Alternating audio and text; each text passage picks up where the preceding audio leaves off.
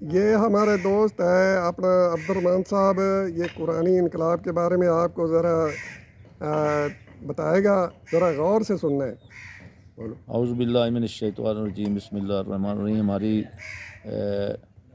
قرآنی تحریک قرآنی انقلاب ہماری جماعت کا نام ہے، اور قرآن پاک ایک تحریک ہے.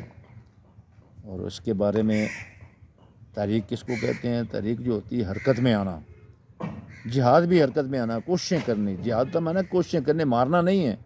جو ہم نے سمجھ رکھا ہے نا جہاد کرنا مارنا ہے، نہیں بھائی، پہلے مذاکرات ہوتے ہیں، بعد میں یہ اس کے معنی ہے کوشش کرنا. جہاد کا معنی کوشش کرنا ہے، اور تحریک کا معنی بھی حرکت میں آنا ہے. تو ہماری جماعت کا نام جو ہے تحریک قرآنی انقلاب ہے.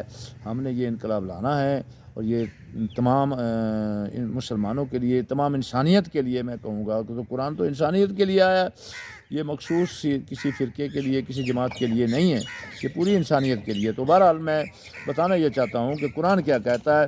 میں نے ایک اپنا نیٹ پر ایک بیان سنا. ایک صاحب، فوجی صاحب تھے، وہ بیان دے رہے تھے کہ یہ قرآن کچھ نہیں ہے، یہ تورات بھی کچھ نہیں ہے، آپ چھوڑ دیں یہ ان باتوں کو، یہ تو لڑاتے ہیں، یہ کرتے ہیں. وہ ایسے اعتراض کر رہا تھا، یعنی ہم قرآن کا انکار کرتے ہیں. وہ کہہ رہے قرآن کا انکار کرتے ہیں. میں ان سے یہ مخاطب ہوں، فوجی صاحب سے، کہ جناب آپ کو قرآن کا پتہ نہیں ہے تو پہلے انکار کیسے کر دیتے؟ پہلے قرآن کو سمجھیں، قرآن پاک کو سمجھیں، قرآن کہتا کیا ہے، قرآن کا موقف کیا ہے، اس کے بعد انکار کر دیں تو ہمیں کوئی اعتراض، ابھی بھی اعتراض نہیں ہے. ہم کسی کو کافر نہیں کہتے، ہم کسی کو مرتد نہیں کہتے، کسی پر کوئی الزام نہیں لگاتے. لیکن جو انکار کرتا ہے ہم اس کو بھی کچھ نہیں کہتے.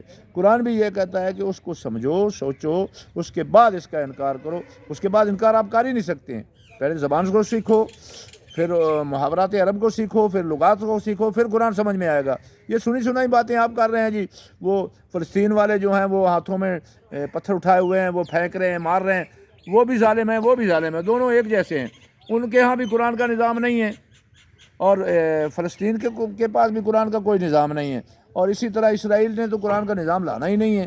تو بہرحال میں ان فوجی صاحب سے مخاطب ہوں، خاص کر کہ وہ قرآن کا انکار کر رہا تھا، تورات کا انکار کر رہا تھا. اور مجھ سے سوالات اگر کرنا چاہتا ہے تو فوجی صاحب سے میں مخاطب ہوں کہ مجھ سے کوئی سوال کر لے، مجھ سے ڈسکس کر لے. میرا فون نمبر ہے 0306 980 2133 980 0306 980 2133 عبد الرحمن کا فون نمبر ہے. جو بھی کوئی سوال کرنا چاہے، خاص کر فوجی صاحب جو نیٹ پر بول رہے تھے پرسوں، میں نے ان کو سنا ہے، وہ کہتے ہیں قرآن کوئی چیز نہیں ہے، قرآن کا ہم انکار کرتے ہیں، یہ لوگوں کی بنائی ہوئی کتاب ہے، تورات بھی لوگوں کی بنائی ہوئی ہے. یہ سب غلط بیانی ہے اس کی، یہ اس کی غلط سوچ ہے. بہرحال میرے سے سوال کر سکتے ہو، میرے سے پوچھ سکتے ہو. تو قرآن کہتا ہے وَمَن لَّمْ يَحْكُم بِمَا أَنزَلَ الْكَافِرُونَ، جو قرآن کے مطابق فیصلے نہیں کرتے، حکومت قائم نہیں کرتے، یہی لوگ کافر ہیں. وَمَن لَّمْ يَحْكُم بِمَا أَنزَلَ الظَّالِمُونَ، یہی لوگ ظالم ہیں. وَمَن لَّم يَحْكُم بِمَا الْفَاسِقُونَ، یہی فاسق ہیں. یہ بھی فاسق ہیں اور وہ بھی فاسق ہیں، فلسطین والے بھی فاسق ہیں، اور یہ جو اینٹیں اٹھائے ہوئے ہیں، یہ ان کے ساتھ لڑ رہے ہیں، یہ اپنے آپ کو شہید سمجھے ہوئے ہیں. کیسے شہید ہیں؟ یہ شہید وحید نہیں ہیں. تو بہرحال بات کرنے کا مطلب یہ ہے کہ ہمارے اتنے ممالک ہیں پوری دنیا میں، تو کہیں بھی قرآن کا نظام ریاست مدینہ نہیں ہے.